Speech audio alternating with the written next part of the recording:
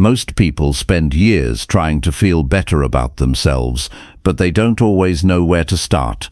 Some try to be perfect. Others pretend they don't care. Some stay busy to avoid how they really feel.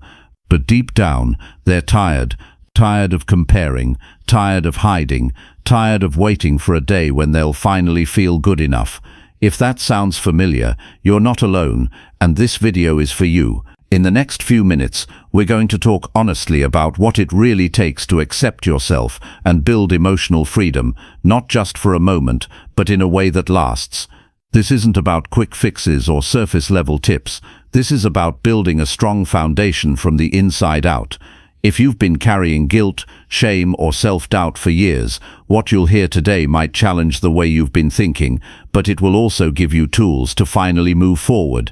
We'll walk through how to stop being so hard on yourself, how to manage your emotions in real life, not just in theory, and how to stop letting the past define what you believe about your future.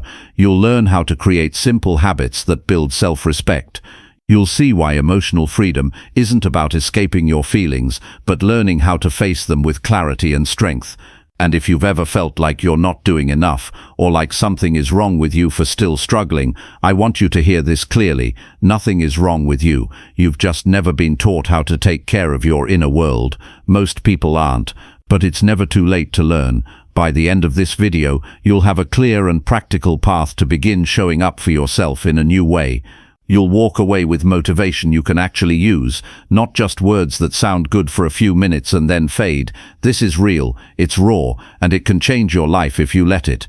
So if you're ready to stop chasing self-worth and start building it from the ground up, stay with me. You're exactly where you need to be. Chapter 1. Recognize your worth and embrace your unique identity. You don't have to earn your worth. That's the truth most people never hear. From the moment you were born, you were enough. Your worth didn't depend on your achievements, the praise you received, how many people liked you, or how well you fit into the expectations of the world around you. It was already inside you, unchangeable, permanent and real. But over time, life teaches you to forget that. You begin to look outside yourself for approval. You start to measure your value based on how productive you are, how attractive you look, how much success you can display. And without noticing, you lose the ability to just be without constantly trying to prove that you're good enough. That's where everything begins to go wrong. When you forget your worth, you chase things that don't bring you peace. You try to become someone you think people will accept, and in doing that, you reject yourself. You silence your voice to avoid conflict. You criticize your reflection in the mirror. You compare your life to others and convince yourself that you're behind. None of these habits are natural, they're learned, and the first step to emotional freedom is unlearning them. Before anything in your life can truly change, you have to recognize your worth. You have to stop looking for permission to be who you are. The moment you do that, you stop shrinking to fit into spaces that were never meant for you. You begin to walk your own path, even if it's unfamiliar, because now you know that you belong to yourself, not to the opinions or expectations of others. Recognizing your worth is not about arrogance or self-importance. It's about respect. It's about seeing yourself clearly, without filters, without shame, without distortion. You don't need to pretend to be confident when you're not. You don't need to act tough when you're hurting. True self-worth allows you to be honest about who you are without fear. You can have flaws, insecurities, regrets, and still be worthy. You can have moments of weakness and still be strong. You don't need to be perfect, you need to be real. This process begins with awareness. You have to start noticing how often you criticize yourself and why. Pay attention to the language you use in your own mind. When you make a mistake, do you call yourself a failure? When someone ignores you, do you immediately assume you did something wrong? These small thoughts matter. They are like drops of water slowly carving patterns into stone. Over time, they shape your beliefs. And what you believe about yourself becomes the standard for how you allow others to treat you, how you treat yourself, and what you believe is possible for your life. To break this pattern, start with one clear action. Stop agreeing with your inner critic. That voice that tells you you're not good enough is not telling the truth. It's repeating stories from your past. Maybe someone in your childhood told you that you were a burden. Maybe you were punished for expressing your feelings. Maybe you were praised only when you succeeded. These experiences become scripts that you replay over and over until they start to feel like facts. But they're not. They're echoes of hurt, not reflections of reality. You're allowed to change the story. You're allowed to reject the lies that kept you small. And you're allowed to build new beliefs that support your growth instead of suppressing it. One powerful way to begin shifting your inner dialogue is to speak to yourself the way you would speak to someone you deeply care about. Imagine a child who is struggling, who feels afraid, insecure, and unsure of themselves. Would you tell them to be tougher? Would you criticize them for not being enough? Or would you remind them of their value, no matter what they're going through? That child still lives in you, and it's your job to protect them. Every time you choose kindness over criticism, you reclaim a piece of yourself that was forgotten. You rebuild trust with yourself. And slowly your self-worth becomes rooted, not in how others see you, but in how you treat yourself. It's not always easy. There will be days when you slip back into old habits. You'll hear that inner voice again, whispering doubts and judgments.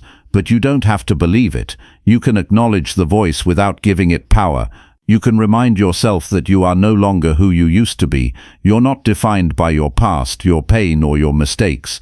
You're defined by what you choose to do now. And every time you choose self-respect, you grow stronger.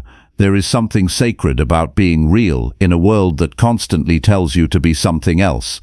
The pressure to conform is everywhere. Social media shows you highlight reels of other people's lives. Advertisements tell you you're not good enough without their product. Even well-meaning friends or family might push you to follow a path that isn't yours. But emotional freedom means you stop chasing validation from people who don't understand you.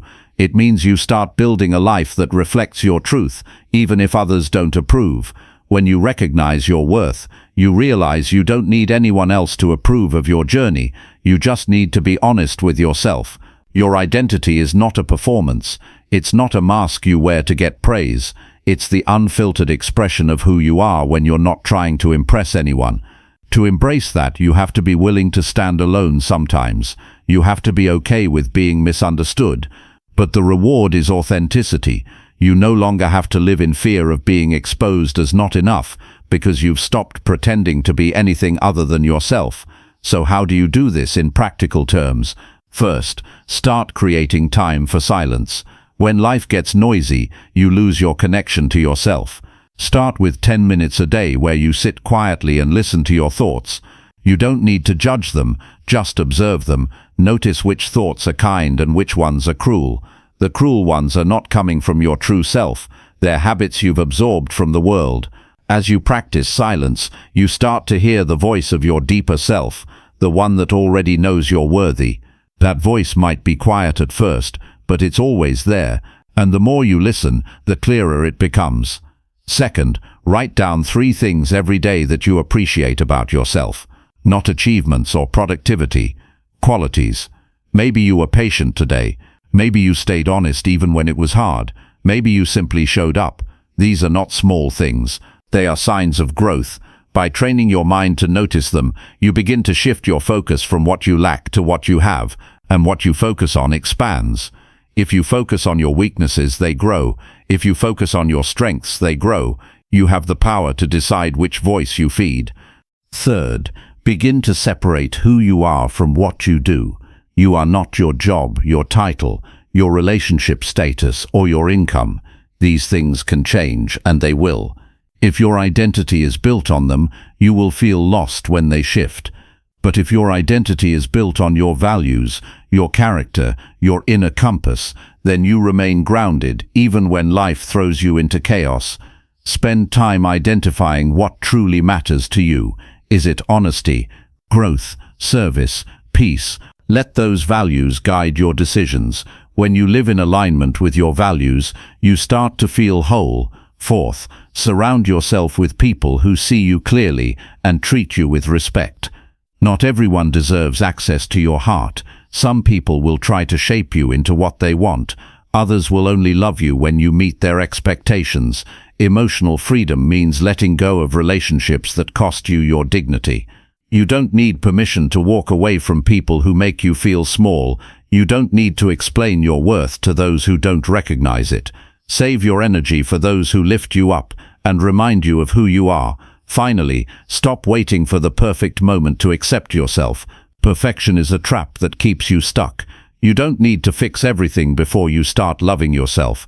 You don't need to achieve more before you feel worthy. You just need to decide that you're done with the lies, that today you will choose truth over fear, that you will choose respect over shame, that you will show up for yourself, even if no one else does. This is where the real work begins, not with external change, but with internal honesty. Every time you recognize your worth, you take back control of your life. You no longer depend on other people to tell you who you are. You no longer shape your identity around their approval. You become your own anchor. You learn to trust your voice, follow your instincts, and stand tall in your truth. This is what emotional freedom feels like. It's not about being free from pain or struggle. It's about knowing that no matter what happens, you will not abandon yourself. The journey is not easy. There will be moments when you doubt everything, but you don't have to be perfect to move forward. You just have to be willing to unlearn the lies, willing to face the discomfort, willing to choose self-respect even when it feels unfamiliar. The more you do this, the more natural it becomes. Over time, recognizing your worth stops being an effort and starts being a fact. You don't have to do anything to be worthy of love. You already are. You don't need to change yourself to be accepted. You need to accept yourself to be free. This freedom is not a destination, it's a practice, and it begins with one decision: to stop waiting and start showing up for yourself today. When you do that, everything begins to change, not because the world sees you differently, but because you finally see yourself. And once you do, there's no turning back. You've remembered the truth, and now nothing can take that away from you. Chapter 2. Challenge negative thoughts and replace them with truth. Negative thoughts are not simply passing moments of doubt. They are mental habits that form over time and begin to shape how we see ourselves and the world around us. They influence how we interpret what happens in our day, how we relate to others, and most importantly, how we relate to ourselves. When a negative thought takes root, it can distort reality and convince us of things that aren't true. It can whisper that we're not good enough, that we'll never change, that we're falling behind, or that we don't deserve happiness.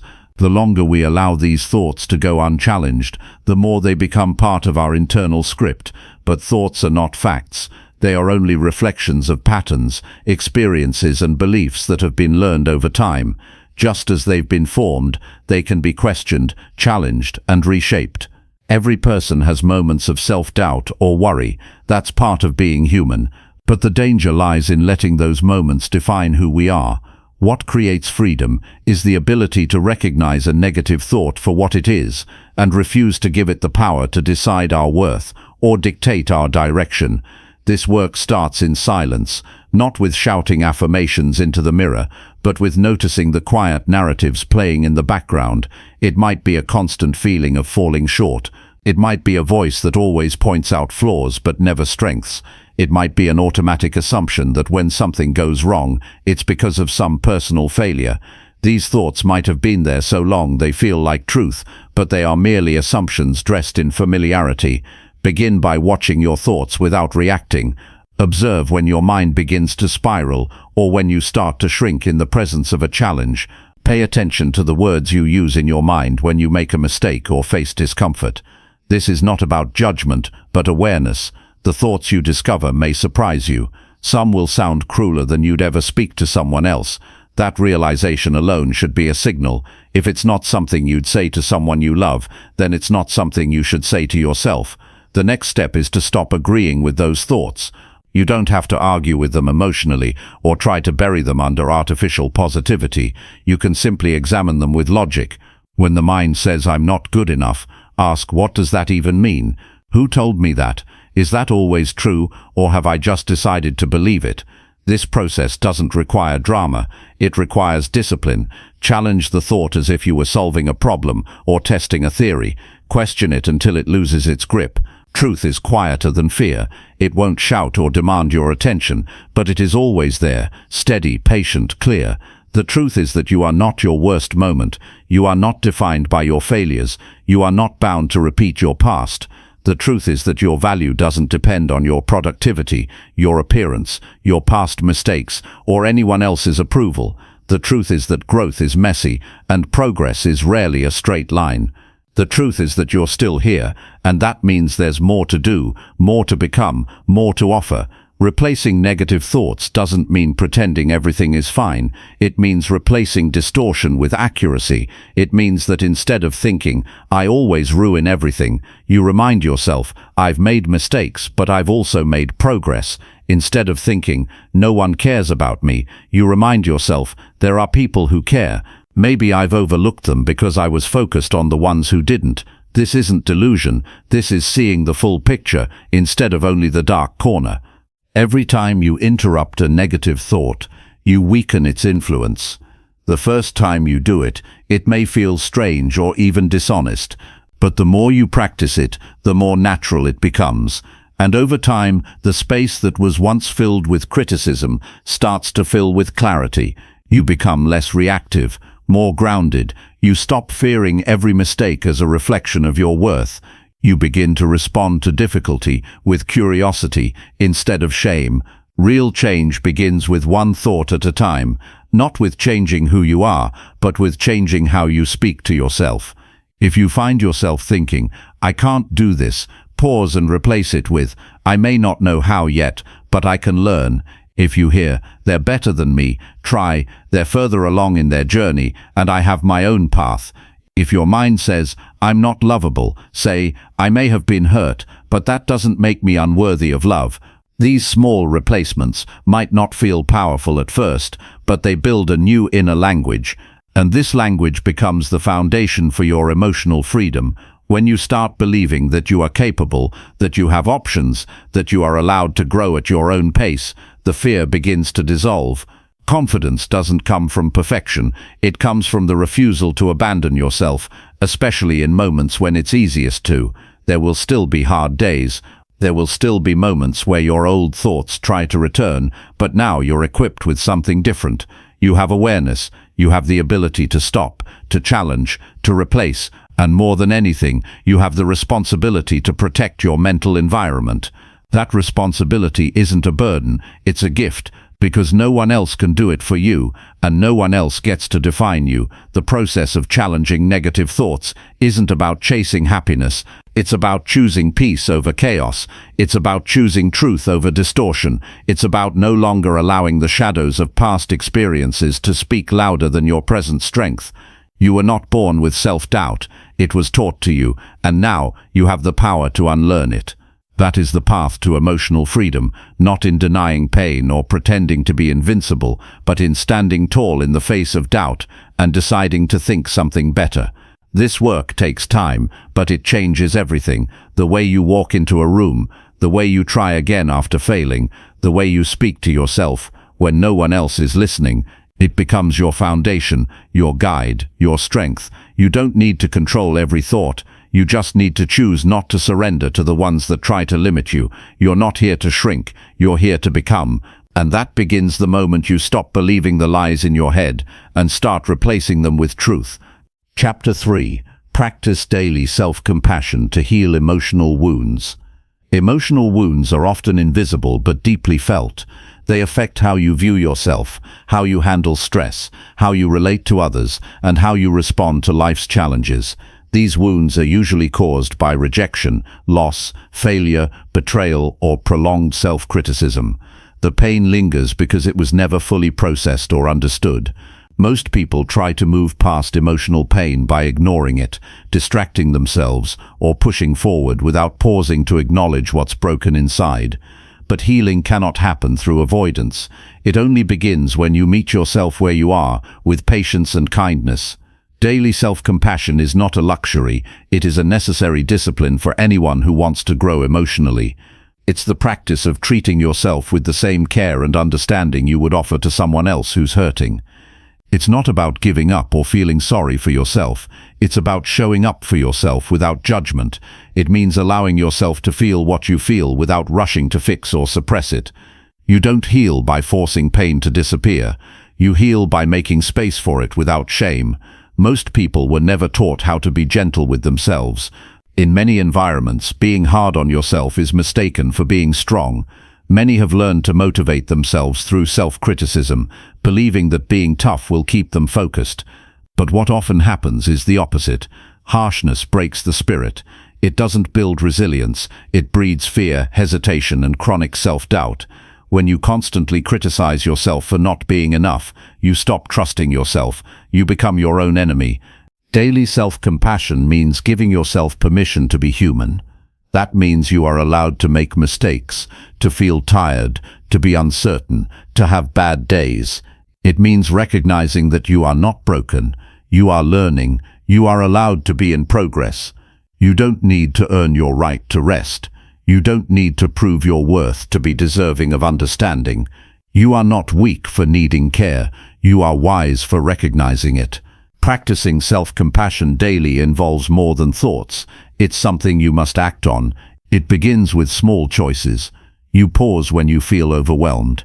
You speak to yourself calmly when you fall short. You take time to do something that nourishes you, even if it seems small. You stop comparing your pace to someone else's. You remind yourself that growth isn't about speed, it's about direction. These moments may seem ordinary, but they slowly rebuild what emotional pain has damaged.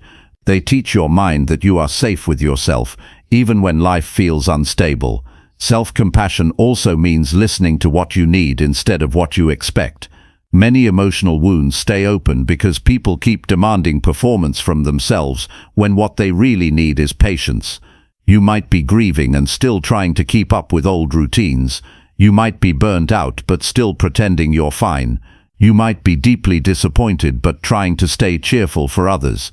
Self-compassion asks you to stop pretending and start being honest about where you are. It allows you to admit when you're struggling and reminds you that you're allowed to slow down without losing your value.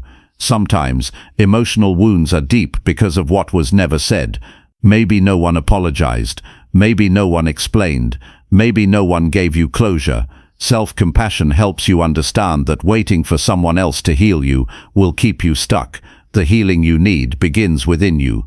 It begins when you validate your own pain, when you stop needing permission to move forward, and when you recognize that your emotions are valid even if others never acknowledge them.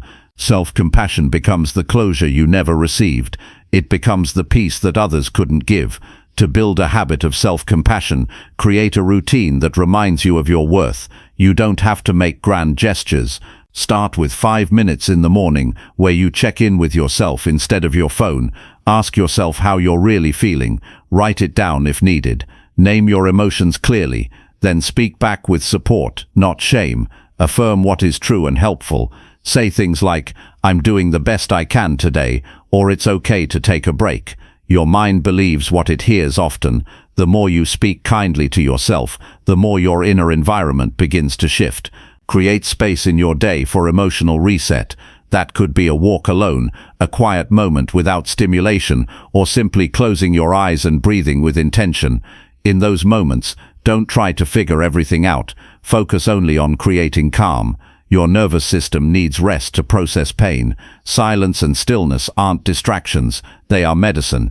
Make time for things that bring comfort, not escape. That might be music, journaling, deep conversation, or solitude. Listen to what restores you, and do it often. Be mindful of the words you use when speaking about yourself.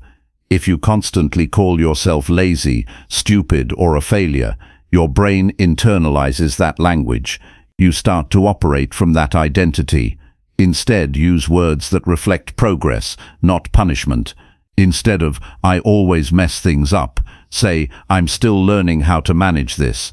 Instead of, "I can't handle this," try, "I'm feeling overwhelmed, but I'll take it one step at a time." You are not lying to yourself.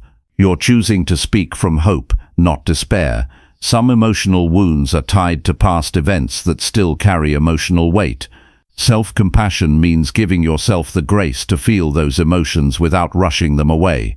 You may still feel anger from what happened years ago. You may still carry guilt or regret. You may still mourn opportunities lost. These feelings don't mean you're weak. They mean you're still carrying something meaningful. By sitting with these emotions without self-judgment, you allow them to surface and release. Suppressing pain prolongs suffering. Acknowledging it gently helps it soften. When practicing self-compassion, don't expect perfection. You will still have days where you slip into old habits. You will still hear the voice of doubt. That doesn't mean you've failed. It means the process is working. Every time you return to compassion, even after falling into criticism, you strengthen your emotional resilience. Over time, those moments of kindness become instinctive. They become the default instead of the exception. Self-compassion also improves your relationships. When you're gentle with yourself, you stop expecting others to carry your emotional load. You no longer demand perfection from them because you've stopped demanding it from yourself. You stop reacting out of fear, and you start communicating with clarity. You allow people to be human, just as you've allowed yourself to be. And that kind of grace builds connection, not control. Emotional wounds often leave behind a sense of emptiness. Self-compassion fills that space with presence, not with distraction, not with false positivity, but with real acceptance. You stop fighting who you are. You stop blaming yourself for being sensitive or different. You stop trying to meet impossible standards. Instead, you meet yourself with respect. You become a source of peace instead of pressure. Healing doesn't come from trying harder. It comes from understanding deeper.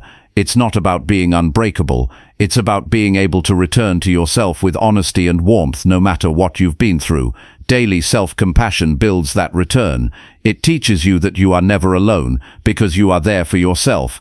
That's where strength begins, not in being perfect, but in being kind, not just once, but every single day. Chapter 4. Set healthy boundaries to protect your emotional energy. There comes a point in every person's life when they realize that not everyone deserves access to their time, energy, or attention. Not because others are bad, but because your emotional well-being is limited, and it must be managed wisely. Learning to set healthy boundaries is one of the most powerful forms of self-respect. It means knowing where you end and others begin. It means choosing what you will allow into your space and what you will no longer tolerate, not out of anger, but out of self-awareness. Boundaries are not barriers. They don't exist to push people away or build emotional walls. They exist to protect what's sacred within you. Your peace, your focus, your energy, your values. These things matter. And when you allow others to repeatedly cross the line without consequence, you begin to lose touch with those parts of yourself. Over time, your identity gets shaped by what others expect from you instead of who you really are. You start saying yes when you mean no. You carry guilt that isn't yours. You give and give, hoping to keep the peace while slowly draining your own spirit. One of the reasons boundaries are difficult to set is because many people confuse kindness with self-abandonment. You were taught to be agreeable, polite, generous, but that training never came with an instruction manual on how to protect yourself. You learned to make others comfortable at your own expense. You tolerated things that made you anxious or exhausted just to avoid being called selfish or difficult. But the truth is, neglecting your own emotional needs isn't kindness, it's silent self-destruction. Setting boundaries begins with clarity. You need to know what your values are, what your limits are, and what behaviors you will no longer accept. If you've never asked yourself those questions, start now. What drains you? What makes you feel used, unsafe, or disrespected? Who do you feel anxious around and why? Pay attention to what your body tells you. Tension, fatigue, or resentment are signs that a boundary is being ignored. When something feels off repeatedly, that's your signal, not your imagination. Boundaries also require honest communication. That means you will need to speak directly without guilt. You don't need to justify your limits to people who benefit from your lack of them. You are not required to over-explain your choices or convince someone of your worth. A simple statement like, "I'm not available for that," or "that doesn't work for me," is enough. Being assertive does not make you aggressive. Being clear is not rude. The discomfort you may feel while setting a boundary is temporary. The freedom that follows is lasting. It's important to expect resistance. When you begin to protect your energy, the people who were comfortable overstepping will notice. They may push back. They may call you cold, distant, or difficult. That is not a reflection of your wrongness. It's a reflection of how they benefited from your silence. Don't let guilt trick you into shrinking again. You are not obligated to exhaust yourself for people who refuse to meet you with respect. If a relationship cannot survive your honesty, it wasn't a healthy relationship to begin with. Boundaries are also necessary within your inner life. You must guard your emotional energy, not just from others, but from your own habits of overthinking, people-pleasing, and self-criticism. If you constantly replay conversations in your mind, trying to imagine how you could have done things differently, you are wasting emotional resources on what cannot be changed. If you habitually say yes to things you don't want to do, just to avoid the discomfort of saying no, you are trading short-term peace for long-term resentment. Emotional energy is not infinite. Protect it with awareness. Part of maintaining boundaries is learning how to walk away from situations that no longer serve you. This takes courage. Sometimes emotional ties keep you connected to people who drain you. Sometimes shared history makes it harder to admit that a friendship or partnership is no longer mutual. But longevity is not proof of value. A long relationship that costs you your mental health is not worth preserving. Ending a connection doesn't mean you failed. It means you've grown. Another layer of boundaries is knowing when to say no without guilt. Saying no is a skill that gets stronger with practice. You're not responsible for how others react to your no. Your role is not to carry their disappointment. Your role is to stay rooted in what is right for you. Every time you say no to something that drains you, you are saying yes to something that restores you.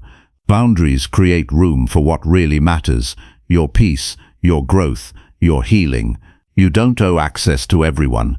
Just because someone is family, or from your past, or in your workplace, doesn't mean they have a right to your emotional openness. You decide who earns a place in your life. You decide what kind of behavior is acceptable. And when someone repeatedly violates your boundaries, you are allowed to remove them from your inner circle. Forgiveness does not require continued access. You can wish someone well and still move on. Boundaries also need to be maintained, not just declared. It's not a one-time conversation. It's a consistent practice of showing up for yourself. That might mean not answering messages during your rest time. That might mean ending conversations that turn toxic. That might mean choosing not to engage in drama, gossip, or emotional manipulation. Every boundary you enforce teaches people how to treat you. More importantly, it teaches you how to value yourself. As you strengthen your boundaries, you will start to notice shifts. You'll feel less drained after social interactions. You'll sleep better. You'll feel more grounded in your decisions. You'll stop seeking approval for doing what's best for you. That's the reward for doing the hard work. Boundaries don't create distance. They create dignity. They make your relationships healthier. They make your time more intentional. They make your life more your own. To protect your emotional energy, you must live with intention. Not everything deserves a reaction. Not every conflict needs your involvement. Not every request deserves a yes. Choose your battles and choose your peace more often. You don't need to fix everything for everyone. You don't need to absorb the emotions of people who refuse to manage their own. You are not responsible for the emotional chaos of others. You will meet people who honor your boundaries and people who challenge them. Learn to notice the difference. A healthy person will respect your space and your voice. A controlling person will see your boundary as a threat. Stand firm anyway. Your emotional well-being is not negotiable. The more you prioritize it, the more stable you become, and in that stability, you find clarity, strength, and freedom. Healthy boundaries don't make you hard. They make you whole. They don't isolate you. They protect what's sacred. The people who truly love and respect you will not be offended by your limits. They will be grateful for your honesty. And as you continue to build a life where your emotional energy is honored, you will experience less chaos and more calm. You will no longer feel like you're constantly recovering from life. Instead, you will feel aligned with it. Boundaries make that possible. They are not selfish. They are self-respect in action. Chapter 5. Develop mindfulness habits to stay present and grounded. Life constantly pulls your attention in every direction, and most of the time, you don't even notice it happening. Your thoughts drift to yesterday's mistakes or tomorrow's worries. Your energy gets tangled in what-ifs, regrets, and imaginary outcomes that haven't even happened. Slowly, the present moment, the only moment that truly exists, gets buried beneath a mountain of distractions. And when the present is neglected, you begin to feel ungrounded, scattered, and emotionally unstable. The solution isn't to control everything around you, it's to learn how to stay connected to what's right in front of you. That's where mindfulness becomes essential, not as a technique to escape life, but as a habit to fully live it. You don't need hours of meditation or spiritual rituals to be mindful. It's not about sitting in silence for long stretches or mastering ancient practices. Mindfulness starts with small choices, repeated with intention. It begins when you decide to notice your breath, rather than rush through your day. It grows when you take a moment to feel your feet on the floor, instead of letting your mind race ahead.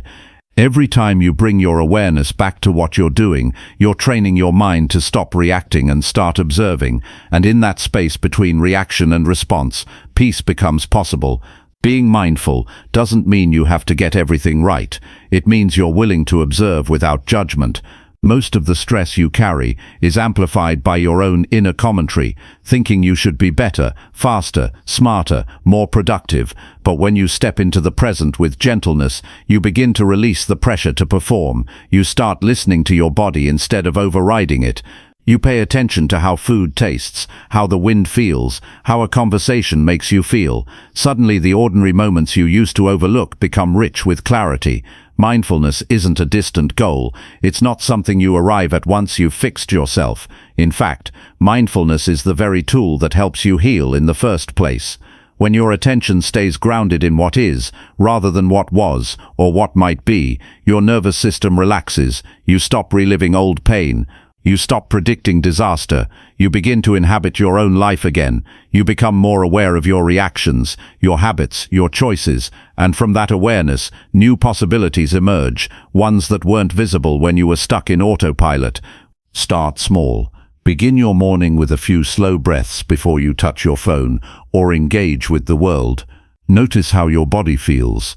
Are your shoulders tense? Is your jaw tight?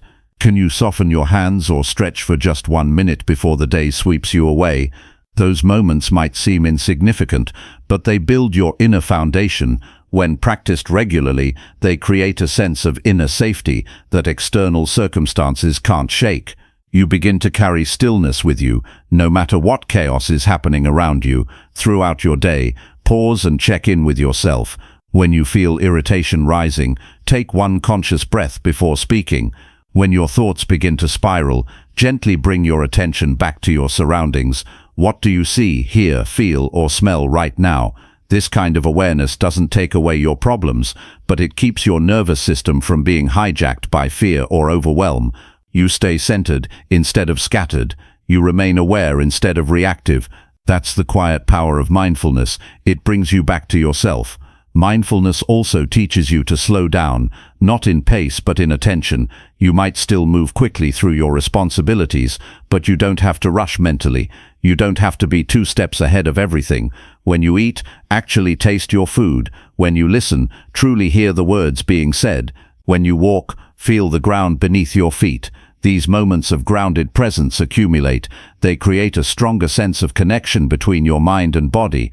And when mind and body work in harmony, stress loses its grip on you. Don't wait for a perfect environment to practice. You don't need silence or a retreat. In fact, some of the most profound mindfulness happens in the messiness of life during arguments, while doing chores, when stuck in traffic, or overwhelmed by responsibility. Those are the moments that matter. That's where you learn how to pause instead of panic, how to feel instead of suppress, how to breathe instead of react. With time, mindfulness becomes your baseline. You no longer live from a place of tension and anticipation, but from a quiet awareness that knows how to be present without needing to control everything. Mindfulness doesn't require perfection. Some days you'll be distracted. Some moments you'll get pulled back into old patterns. That's okay. The goal is not to never get lost, but to find your way back sooner. Each time you return your attention to the present, you strengthen your emotional balance. Each time you choose awareness over reaction, you reinforce inner calm. It's a practice, not a performance.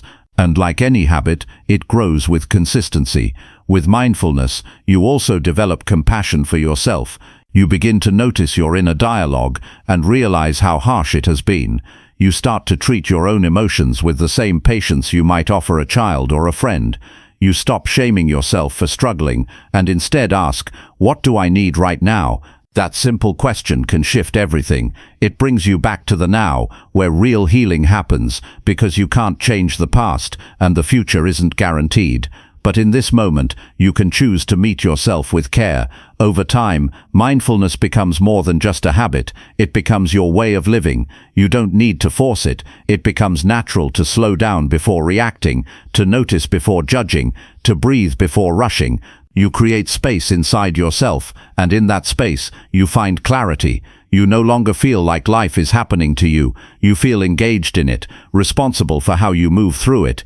Even in the hardest times, you find a place within you that remains steady, untouched by external noise. When you live mindfully, life becomes less about control and more about connection. You begin to understand that peace isn't something you chase, it's something you allow. And the more present you become, the more you realize that you already have what you were seeking. You don't have to fix everything. You don't have to predict every outcome. You simply have to show up to this moment with your full presence and trust that it's enough. Mindfulness won't make life perfect, but it will make you more resilient. It will help you respond with clarity instead of fear. It will guide you back to yourself when the world feels overwhelming. And in that returning, you'll discover that you are never truly lost. You are just one breath away from coming home to the present, one breath away from grounding yourself, one breath away from remembering who you really are, one breath away from remembering who you really are. Chapter 6. Release past pain by forgiving yourself and others. Holding on to pain from the past is like dragging a heavy chain everywhere you go. It affects how you speak, how you think, how you trust, and how you show up in relationships. Often you're not even aware of how much it weighs you down because it's been with you for so long. But underneath the habits, defenses, and distance is a wound that hasn't been given the chance to heal. Forgiveness is not about pretending it didn't happen. It's not about excusing harm or forgetting how deeply you were hurt. Forgiveness is about choosing not to carry the burden anymore. It's a personal decision to stop letting the past control your peace. Some of the pain you hold was caused by others, people who betrayed your trust, ignored your needs, or left when you needed them most. And some of it, painfully, was caused by you, decisions you regret, words you wish you could take back, versions of yourself you've outgrown. But whether the pain came from outside or inside, it lingers when you keep reliving it. You play the memory over and over in your mind, hoping it will somehow change, but all it does is deepen the suffering. Forgiveness interrupts that cycle. It gives you a way to put the memory down without denying it happened and reclaim the space in your heart that it's been occupying. You don't need to wait until someone apologizes. You don't need anyone's permission. Forgiveness begins when you decide you want peace more than you want revenge, resolution, or recognition. That doesn't mean what happened was okay. It means you no longer want to hand your present joy over to a moment that's already gone. It means you're done letting someone else's behavior define how you feel about yourself. You recognize that healing isn't about the other person, it's about restoring your own emotional freedom. And when it comes to forgiving yourself, the process can be even harder. You may hold yourself to impossible standards, thinking that if you suffer enough, you'll make up for the past. But shame doesn't fix what went wrong. It only keeps you stuck in the same story, punishing yourself instead of learning from it. Forgiving yourself is not about denying responsibility. It's about facing your past with honesty and choosing to respond with compassion. You can acknowledge your mistakes without collapsing into self-hate. You can learn from your choices without defining your worth by them. Maybe you stayed too long in something that hurt you. Maybe you lashed out when you should have stayed calm. Maybe you abandoned someone or yourself when it mattered most. Those truths are hard to face, but they don't have to destroy you. If you can admit them with sincerity, you can begin to let them go. You can say, I did the best I could with what I knew at the time, and if that doesn't feel true yet, you can say, I'm learning to treat myself with more understanding. Healing begins with that small willingness to stop fighting yourself. There's a part of you that still remembers how things felt in the moment. The betrayal, the failure, the heartbreak. Your body holds on to those emotions, and your mind repeats the story, reinforcing the pain. But if you can sit with that pain without feeding it more judgment, it will begin to soften. You don't need to force forgiveness. You just need to create the space where it can arise naturally.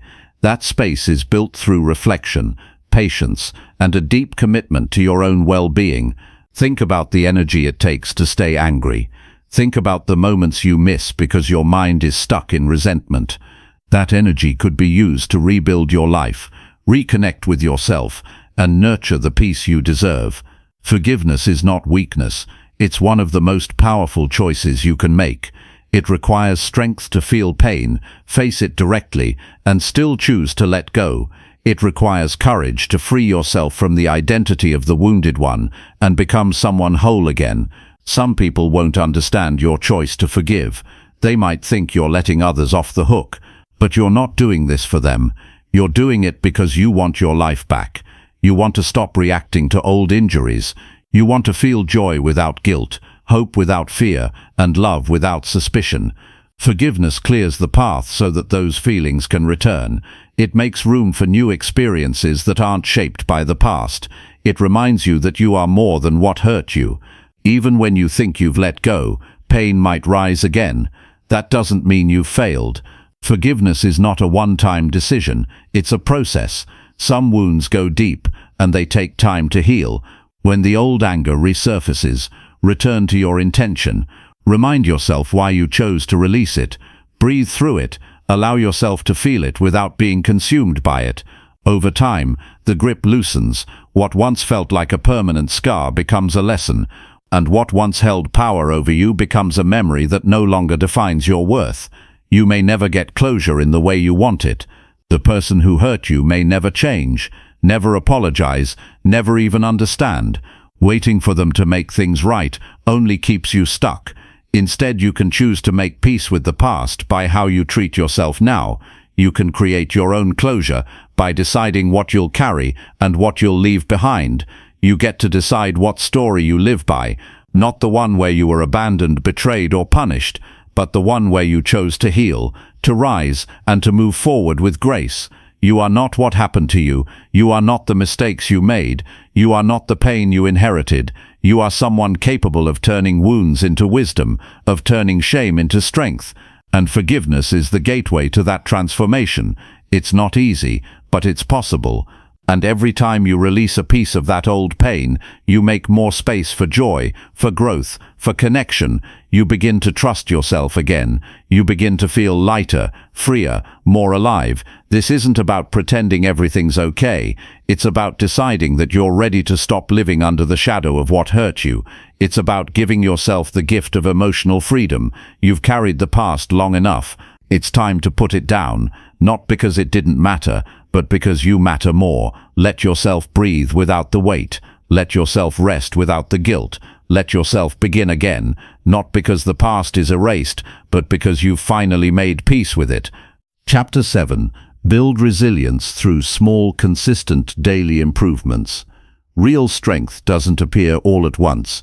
It's not something you wake up with one morning after reading the right book or hearing the perfect advice.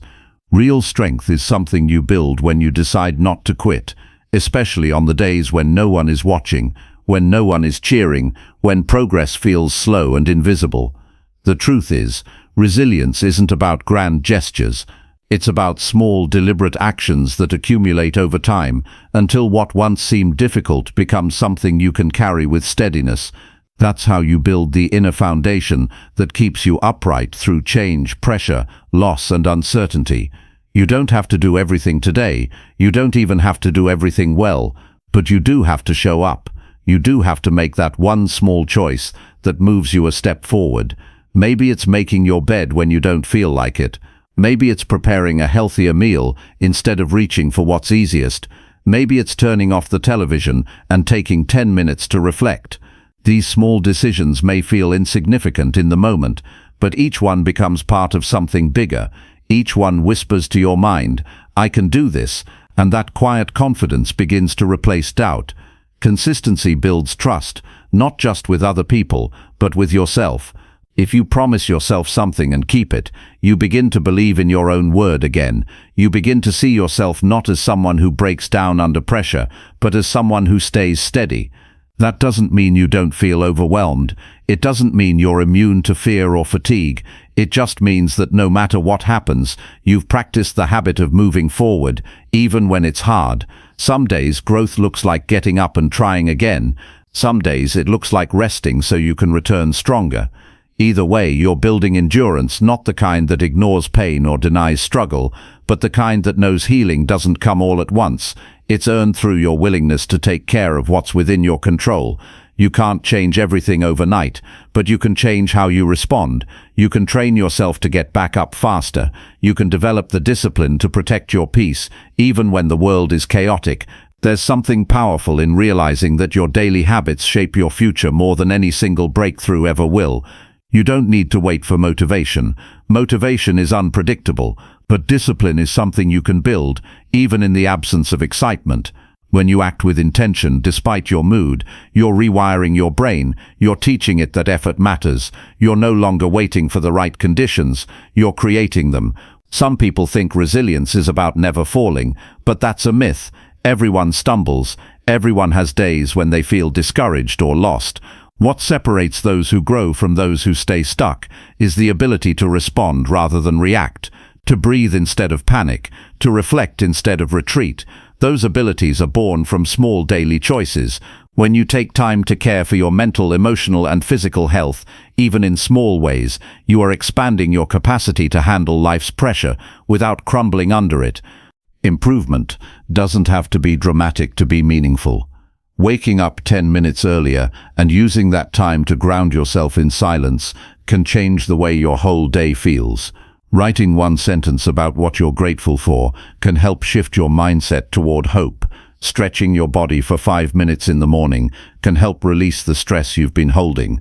These aren't overwhelming tasks, but they require presence, they require intention, and they begin to restore your sense of power in a world that often feels chaotic. When you keep showing up for yourself in small ways, you begin to change how you see yourself. You stop identifying as someone who always needs to be rescued or fixed. You start realizing that you have more agency than you thought. You start trusting that you can make good decisions, even when things feel uncertain. And that internal shift is where real resilience lives. It's not in pretending to be strong, it's in knowing that strength is something you've built through effort, reflection, and care. There's a calm that comes from knowing you're doing your best, not someone else's best, but your own. You're not trying to live up to impossible standards. You're not chasing perfection. You're just getting better at facing life with grace, grit, and a growing sense of stability. That's what happens when you commit to steady improvement. Life still throws challenges at you, but you don't collapse under them. You've trained yourself to breathe through discomfort, to slow down and respond rather than panic and react. The people who appear grounded in tough times aren't lucky, they're practiced. They've made thousands of small choices that reinforce stability. They've paid attention to what makes them feel whole and what drains them. They've edited their routines, not because someone told them to, but because they noticed the difference when they did. And the beautiful thing is, anyone can begin that process at any time. It doesn't matter how far behind you feel. It only matters that you begin today with one action you're willing to repeat tomorrow. Progress doesn't mean everything changes at once. Progress means today looks slightly different than yesterday, not because you forced it, but because you showed up with care. Maybe your thoughts are a little kinder. Maybe your reactions are a little slower. Maybe your choices are a little more aligned with who you want to become. These shifts may not be visible to others right away, but you'll feel them. And over time, the people around you will feel them too. You'll start to notice that you don't break as easily under stress, that your inner voice is more patient, that you recover more quickly when something goes wrong. These are the signs that resilience is taking root. It's not about being perfect, it's about being grounded, adaptable, and self-aware.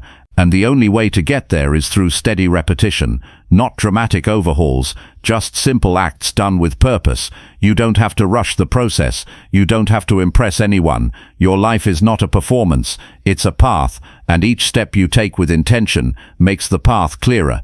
Keep choosing the small actions that nurture you. Keep building your strength, not with force but with consistency. Keep moving even when the progress feels invisible, because it's not. Every effort counts, every choice matters, and every time you show up for yourself, you are becoming the kind of person who can thrive no matter what life brings. Chapter 8. Cultivate gratitude to shift focus toward positive growth.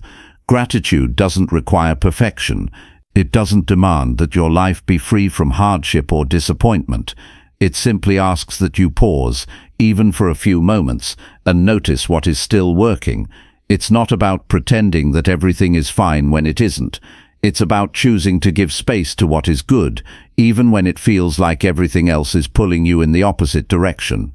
When you begin to focus on what you appreciate, no matter how small, you shift your emotional center from lack to fullness. This doesn't erase pain, but it places it in a wider perspective. It gives your mind and heart something steady to hold on to.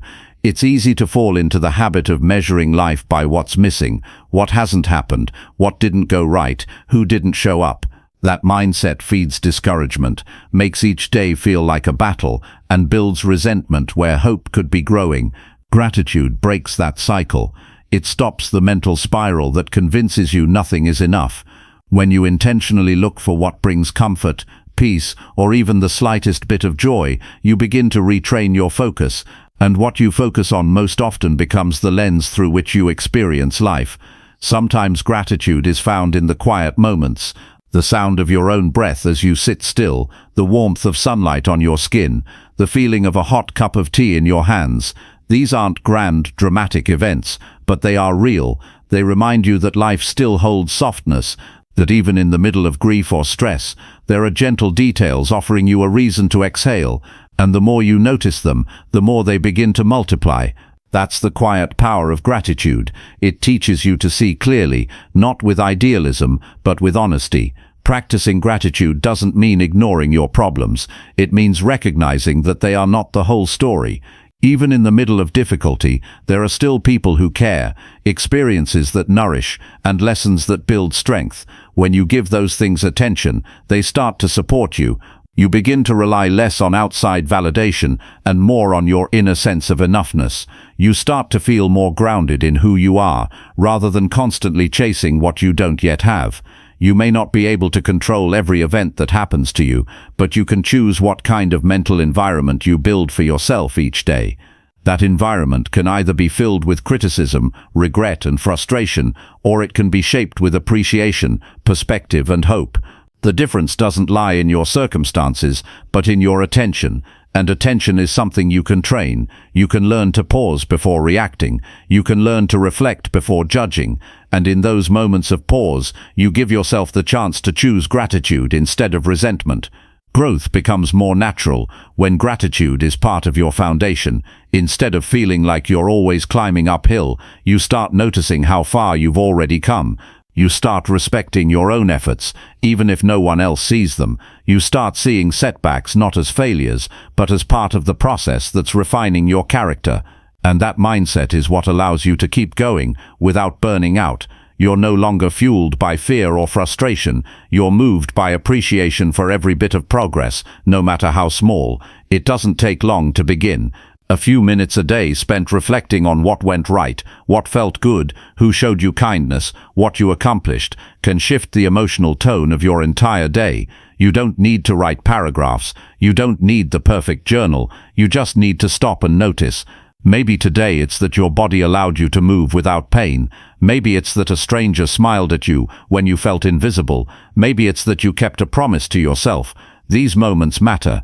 They deserve your attention. Gratitude also has the ability to soften your relationships.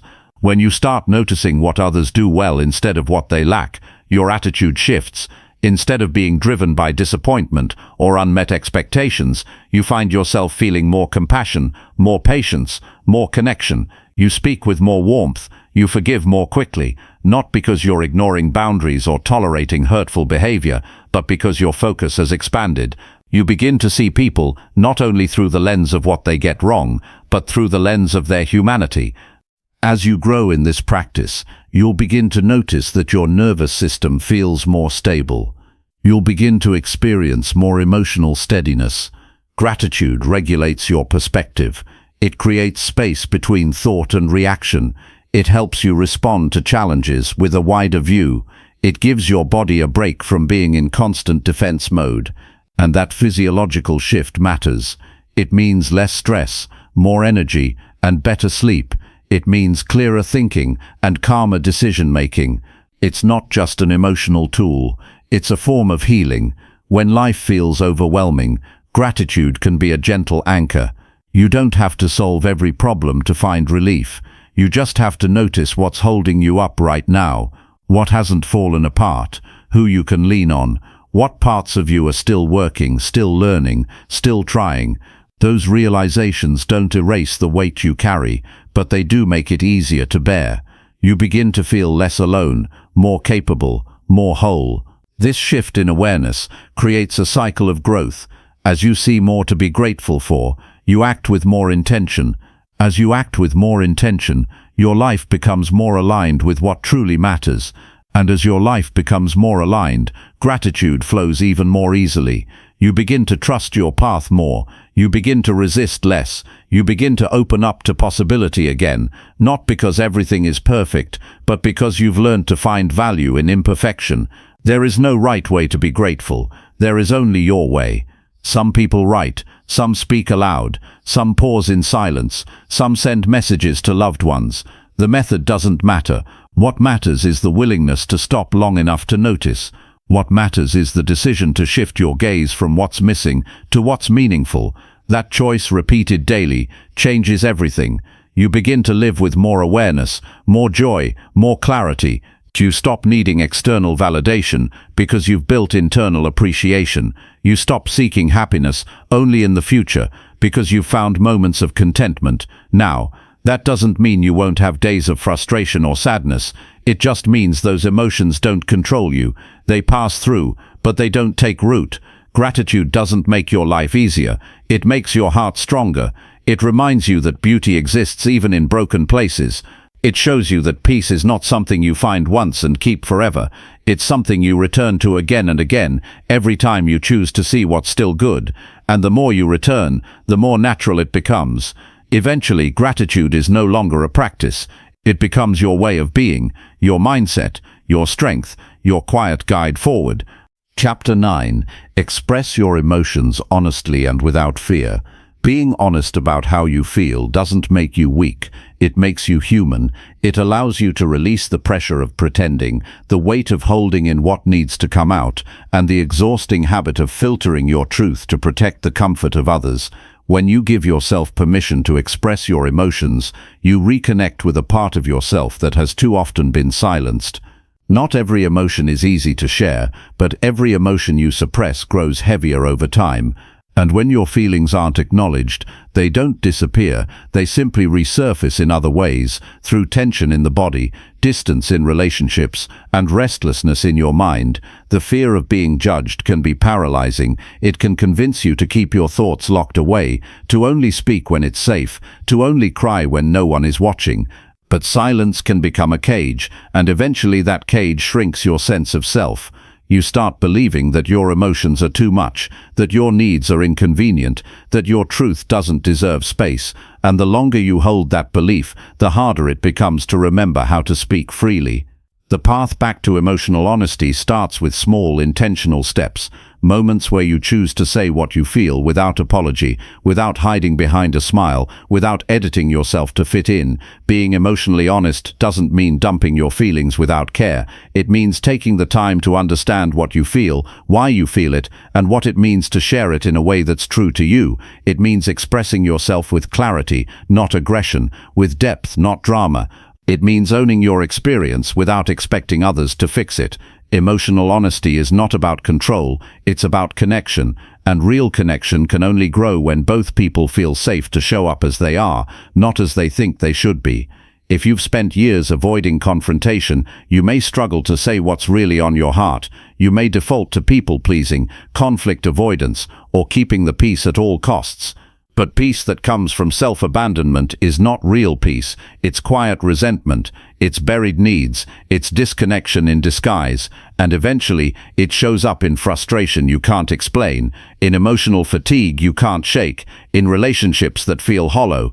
The cure isn't more silence. The cure is courageous truth, spoken from a place of self-respect. You're allowed to say, "This matters to me." You're allowed to say, "I'm not okay with that." You're allowed to say, "I need some space," or "That hurt me," or "I care about this too much to keep it inside." Some emotions feel messy. They come with guilt, shame, confusion, or grief. But messiness is part of being human. You don't need to have perfect clarity to start sharing what's inside. You just need to be honest about where you are. You don't have to make your feelings neat and tidy before you speak them. Sometimes the most powerful thing you can say is, "I don't fully understand this yet, but I know it's real." That kind of honesty creates room for growth. It builds emotional strength, not by suppressing discomfort, but by learning to carry it with compassion. When you express your emotions without fear, you stop betraying yourself to be accepted. You stop shrinking to make others comfortable. You stop performing peace while you suffer in silence. That shift gives you back your voice. It reminds you that you don't have to hide the parts of you that feel too tender, too sensitive, or too vulnerable. You begin to understand that your feelings are not a burden, they're a signal, they carry wisdom, they offer insight into what matters, what hurts, what you need, and what you're ready to release. Emotional honesty also deepens your ability to connect with others. When you show up authentically, you invite others to do the same. You create an environment where honesty is welcomed, not punished. And that kind of environment changes everything. It allows relationships to become real. You're no longer guessing how the other person feels. You're no longer dancing around discomfort. You're in a space where truth is respected, even when it's hard to hear. That kind of connection is rare, but it starts with you. When you model emotional integrity, you become a lighthouse for those who are learning to find their own voice. There may be moments where your honesty is misunderstood, where people react with defensiveness, denial, or withdrawal. That doesn't mean you were wrong to speak. It means they may not be ready to hear what you shared. Your job is not to manage their reaction. Your job is to honor your truth without diminishing it to maintain false harmony. Not everyone will have the capacity to hold space for your emotions, and that's okay. The right people won't punish you for being real. They'll lean in, they'll listen, they'll care more about understanding you than being comfortable. You can start small. Begin with a daily check-in. What am I feeling right now? Sit with the answer, even if it's uncomfortable. Notice where it shows up in your body. Then ask, is there someone I need to express this to? Or do I simply need to give myself permission to feel it fully? Sometimes expression doesn't require an audience. Sometimes it's just you naming what's real, breathing through it, and allowing it to pass without judgment. But other times, it means reaching out. It means writing a message. It means saying, I've been holding this in, and I need to share it now. You are not too emotional. You are not too sensitive. You are not too much. You are a person with depth, and your feelings are valid. They don't need to be compared, minimized, or justified. They simply need to be honored. When you allow yourself to feel fully, you allow yourself to live fully. Numbing, avoiding, or pretending may offer short-term relief, but it comes at the cost of your emotional health. Long-term healing begins with truth, with unfiltered expression, with choosing to speak what your heart has been carrying. There is strength in softness, there is courage in vulnerability, and there is deep power in saying, this is how I feel, without wrapping it in shame. You don't owe anyone a performance. You don't have to mask your needs. You don't have to pretend you're fine when you're not. Emotional freedom begins the moment you stop editing your truth to make others feel better. It begins when you finally choose to give your feelings a voice. As you practice this, you'll notice your confidence growing. You'll start to feel more in control, not because you're forcing your emotions, but because you're no longer afraid of them. You'll begin to trust yourself more, knowing you can handle what you feel and express it without falling apart. You'll find peace not in pretending everything is fine, but in being real with yourself and others. And that peace, the peace of being fully known, is what makes everything else feel lighter. When your emotions are no longer trapped inside, you create space for joy, clarity, connection, and healing to return. That is the quiet transformation that begins the moment you choose to speak your truth. Chapter 10. Commit to lifelong learning and emotional self-care. Growth never truly ends. It's a process that deepens over time, not something you arrive at once and for all. When you choose to stay open to learning, not just intellectually, but emotionally, you open the door to a different kind of transformation. You begin to realize that your patterns aren't fixed, your mindset isn't permanent, your history doesn't define your capacity to evolve. And the moment you see yourself as someone capable of expanding emotionally, you stop fearing your flaws and start working with them. That's where emotional self-care begins, not in fixing yourself, but in understanding yourself more clearly, responding with gentleness, and practicing habits that strengthen your well-being from the inside out. Committing to lifelong learning means embracing your role as a student of life, not in a passive way, but in a conscious daily choice to notice your reactions, understand your inner world, and stretch beyond what feels familiar. Emotional growth is not something that happens by accident. It requires attention, it requires willingness, it requires you to pause before reacting, to question your assumptions, and to look beneath the surface of your behaviors. That pause is what allows wisdom to enter. That curiosity is what keeps you from getting stuck in loops of reactivity and regret. Taking care of your emotional health is not a luxury, it's a necessity. Just like the body needs sleep and nourishment, the mind and heart need space to breathe, to process, to be seen. If you've been conditioned to only push forward, to ignore your needs, or to wear strength like armor, emotional self-care may feel foreign at first. But strength doesn't come from denial, it comes from balance, from knowing when to push through and when to pull back, from being honest about what hurts, what's missing, and what needs healing. You can't outrun emotional exhaustion, you can only address it. The more you learn about your emotional patterns, the better equipped you become to navigate them. You begin to see the difference between feeling something and becoming it. You notice the way your body signals stress before your mind catches up. You recognize when an old wound is shaping a new fear, and instead of reacting impulsively, you respond with clarity. This shift doesn't happen overnight, but it begins the moment you decide to approach your emotions with curiosity instead of judgment. That change in perspective opens the path to growth that is both steady and sustainable. Emotional self-care doesn't always look like taking a day off or saying no to others. Sometimes it looks like choosing not to believe the critical voice in your head. Sometimes it's waking up and reminding yourself that you are allowed to make mistakes without being defined by them. It's allowing yourself to feel proud without needing external approval. It's creating rituals that bring you back to center, whether that's journaling, walking, reflecting, or simply being still long enough to listen to what's going on inside. You begin to make space for your emotional needs without shame, because you understand they matter. The journey of lifelong learning often leads you to places within yourself that you didn't know existed. You uncover beliefs that were never yours to begin with. You identify habits that once served you but now keep you stuck. You begin to distinguish between your authentic self and the roles you've played for survival. And slowly, as you let go of what no longer fits, you create room for new insight, new compassion, and new strength to emerge. That's the beauty of emotional growth. It allows you to become more of who you were meant to be, not by striving, but by unlearning and becoming. You don't have to wait for a crisis to begin tending to your emotional health. In fact, it's the daily, intentional practices that build the resilience you'll rely on when challenges arise. You learn to check in with yourself regularly, to notice the subtle shifts in mood, energy, and thought patterns. You become aware of the signs that you're reaching your limit, and instead of pushing past them, you choose to recalibrate. That awareness is not weakness, it's wisdom. It's what allows you to stay connected to yourself in a world that constantly pulls you away. You also start to build emotional boundaries, not just with others, but with yourself. You stop feeding thoughts that drain you.